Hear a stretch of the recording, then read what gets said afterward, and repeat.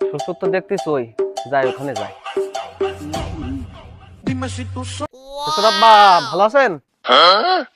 হুম, তা ভালো বাবা। তা এই এখন দুপুর বেলা ওভার টাইমে তা কি মনে করি?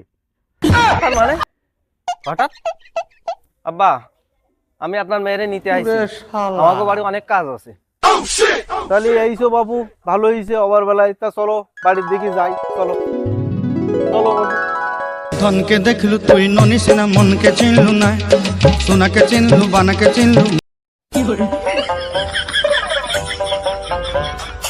তা বাবু তুমি একটা বুঝলাম আইছো, তা তুমি এই যে এক কাপড়ে তুমি প্রায় দেখি আসো বাবু, তা কি তোমার আর কোনো ড্রেস ফ্রেস নেই?